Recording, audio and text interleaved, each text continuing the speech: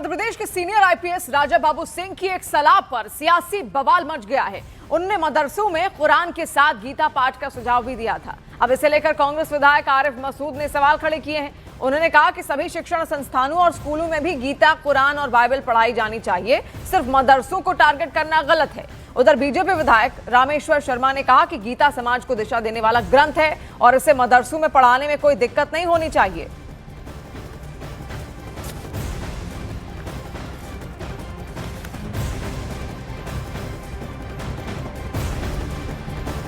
सभी फिर शिक्षण संस्थाओं में सारे धर्म को किताबें पढ़ाना चाहिए और कोई भी किताब पढ़ाने से किसी को गुरेज भी नहीं हो जाए, अच्छी बात है। फिर स्कूलों में भी मदरसों को टारगेट करते हैं। मैं कहता हूँ स्कूलों में भी कर देना कुरान, गीता, बाइबल, तो ये नफ़रत का बाजार ही ख़त्म हो जाएगा। क्योंकि हर मज़हब की जो धार्मिक ग्रंथ है वो इंसानियत, इंसाफ और सच्चाई की तरफ और नफ़रत को ख़त्म करके ले जाता है। तो मैं चाहूँगा कि अगर वो यहाँ बढ़ना है तो बजाय यहाँ के यहाँ भी आगे बढ़ें तो ज़्यादा स्वागत योग्य होगा।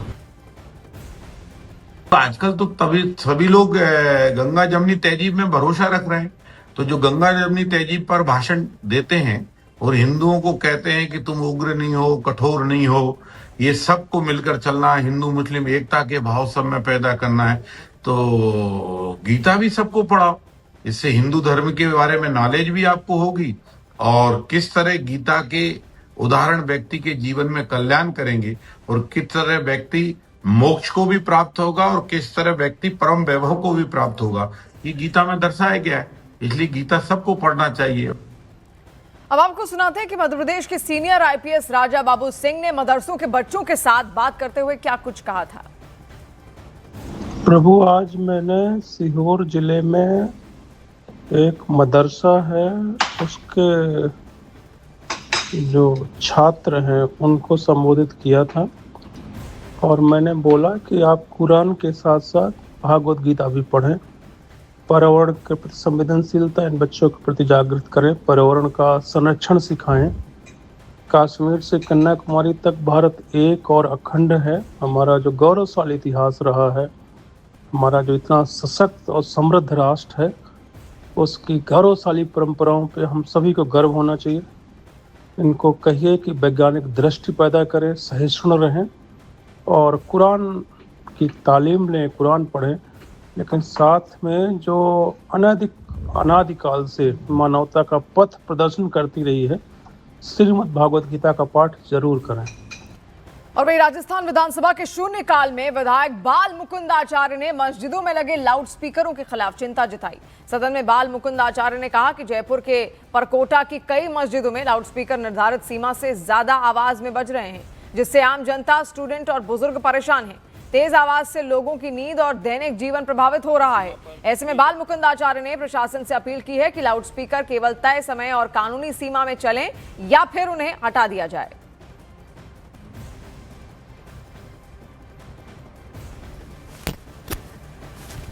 जयपुर शहर में तमाम बड़े बड़े मस्जिदों पर 4-4, 5-5 मंजिल चढ़ाकर मीनारें खड़ी करना, बड़े बड़े लाउड स्पीकर उस पर लगे रहना, जिनकी आवाज़ से तय मानकों से बहुत अधिक होने के कारण क्षेत्रवासियों में बहुत बड़ी समस्या का सामना करना पड़ता है।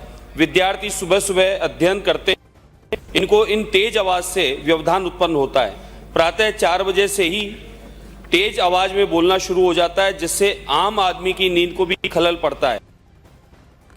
और वहीं बाल मुकुंद आचार्य की इस मांग पर मौलाना शहाबुद्दीन रजवी बरेलवी ने आपत्ति जाहिर की। उन्होंने कहा कि विधायक को 2 मिनट की अजान से दिक्कत है, लेकिन घंटू रोड को बंद करके जागरण करने से कोई दिक्कत नहीं।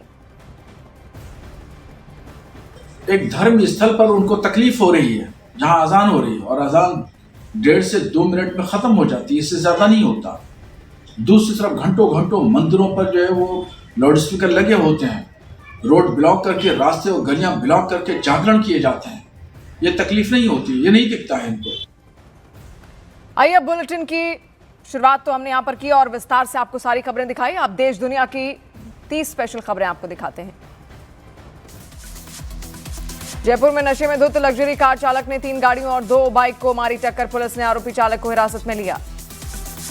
उत्तर प्रदेश के संभल में आवारा कुत्ते ने 10 से 15 राहगीरों पर किया हमला। डॉग अटैक में सीसीटीवी आया सामने, लोगों ने कुत्तों को पकड़ने की मांग की। गुजरात के वडोदरा में स्कूल जा रहे बच्चे पर 4 आवारा कुत्तों ने हमला किया। महिला और कार चालक की सूझबूझ से बच्चे की जान बची। घटना का सीसीटीवी में आया कैद। बांके बिहारी मंदिर में चांदी की चोरी पर मंदिर प्रबंधन की सफाई। कहा केमिकल इत्र से गल रही चांदी। उत्तर प्रदेश के पीलीभीत में बेकाबू कार ने स्कूटी सवारों को मारी टक्कर। हादसे में 4 लोग गंभीर रूप से घायल। घटना के बाद फरार हुआ आरोपी। तेलंगाना के नागर कुरनूल में करीब 100 आवारा कुत्तों को जहरीले इंजेक्शन देकर मारने का आरोप। पुलिस ने सरपंच के बेटे समेत पंचायत सचिव पर केस किया दर्ज। 12 कुत्तों के शव मिले। उत्तर प्रदेश के बाराबंकी में 70 साल की महिला को ठेले से हॉस्पिटल लेकर पहुंचा बेटा। चोट लगने पर एम्बुलेंस न मिलने की गांव वालों ने कही थी बात। उत्तर प्रदेश के सहारनपुर में टीचर पर नकाबपोश युवकों ने किया हमला। पुलिस ने 2 आरोपियों को किया गिरफ्तार। तीसरे की तलाश जारी। उत्तर प्रदेश के फिरोजाबाद में टोकन विवाद पर रेस्टोरेंट कर्मचारी ने ग्राहकों पर खौलता सांबर फेंका। पुलिस ने दोनों पक्षों के 2-2 लोगों को हिरासत में लिया। देहरादून में फेरी का काम करने वाले कश्मीरी युवक पर लोहे की रॉड से हुआ हमला। पहचान पूछने के बाद एक शख्स पर हमले करने का आरोप। पुलिस ने आरोपी को किया गिरफ्तार। वाराणसी के बनारस हिंदू विश्वविद्यालय में छात्रों के गुटों के बीच हिंसक झड़प। छात्रों के बीच पहले चले लाठी डंडे, फिर हुआ पथराव। पुरानी रंजिश के चलते आपस में भिड़े हॉस्टल के 2 गुट। गुजरात के राजकोट में सर्जन ने चालू सर्जरी के दौरान ऑपरेशन थिएटर में रील बनाई। वीडियो सोशल मीडिया पर वायरल। उत्तर प्रदेश के लखीमपुर खीरी में स्कूली वैन पर पलटा गन्ने से भरा एक ट्रक। ग्रामीणों ने मौके पर पहुंचकर सभी बच्चों को बाहर निकाला। पंजाब के तरनतारन में छेड़छाड़ के पुराने मामले को लेकर 2 गुटों में हुई फायरिंग। एक शख्स की गोली लगने से हुई मौत। घटना का सीसीटीवी आया सामने। पंजाब के मोहाली में तेज रफ्तार एसयूवी ने पहले ऑटो को मारी टक्कर, फिर खड़े ट्रॉले में जा घुसी। 3 लोगों की मौके पर ही मौत। अरुणाचल प्रदेश की लोहित घाटी में करीब 9,500 फीट की ऊंचाई पर लगी भीषण आग बुझाने में जुटी भारतीय वायुसेना। उत्तराखंड के टिहरी झील में अनियंत्रित होकर गिरे 2 पैराग्लाइडर। दोनों पैराग्लाइडर पायलटों का एसडीआरएफ ने किया सुरक्षित रेस्क्यू। राष्ट्रीय जैव विविधता प्राधिकरण ने access and benefit sharing framework के तहत बीएमसी को 17 लाख रुपए दिए। उत्तर प्रदेश के शाहजहांपुर में पत्नी ने प्रेमी के साथ मिलकर पति की हत्या की। पुलिस ने आरोपी पत्नी को किया गिरफ्तार। तेलंगाना के सरकारी स्कूल में मिड डे मील खाकर 25 छात्र हुए बीमार। बासी खाना परोसने से बच्चों की तबीयत बिगड़ी। यूजीसी पर शंकराचार्य अविमुक्तेश्वरानंद का बयान। कहा यह कानून संविधान के भावना के खिलाफ है। इस तरह का कानून क्यों लाते हैं। यूजीसी के नए नियम पर बोले बृजभूषण सिंह। सुप्रीम कोर्ट का आदेश सराहनीय, नहीं तो पूरा समाज जलता। जम्मू कश्मीर के किश्तवाड़ में पहाड़ से गिरी बर्फ। अचानक हिमस्खलन से इलाके में दहशत का माहौल। कैमरे में कैद हुई तस्वीरें। असम के सीएम हेमंत बिस्वा शर्मा ने कांग्रेस नेता गौरव गोगोई को दी चुनौती। कहा अगर हिम्मत है तो मेरे खिलाफ केस करें। ऑपरेशन क्लीन एयर के तहत सीएक्यूएम के निरीक्षण में ग्रेटर नोएडा में सड़क धूल के 102 मामले आए सामने। कई सेक्टरों में नियम उल्लंघन पर सख्त निगरानी के निर्देश। शंकराचार्य अविमुक्तेश्वरानंद का बड़ा बयान। बोले संत पर लाठी चला रही यूपी पुलिस। कार्रवाई के बजाय कालनेमी कहा गया। वाराणसी में साहित्य, संगीत और कला के महाकुंभ की भव्य शुरुआत। अस्सी घाट पर गंगा आरती के साथ 4 दिन के news 18 India Banaras literature festival का हुआ आगाज। खेल महासंघों को सरकारी लोगों के दुरुपयोग पर चेतावनी। बिना अनुमति राज्य प्रतीक मंत्रालय और एसएआई के लोगों के इस्तेमाल पर रोक लगाने के निर्देश। पाकिस्तान क्रिकेट बोर्ड ने T20 वर्ल्ड कप के लिए टीम का 2 फरवरी को कोलंबो रवाना होने का शेड्यूल तय किया। सूत्रों के मुताबिक T20 वर्ल्ड कप का बहिष्कार नहीं करेगा पाकिस्तान। अफगानिस्तान के जलालाबाद में घर गिरा, मां समेत उसके 6 बच्चों की मौत।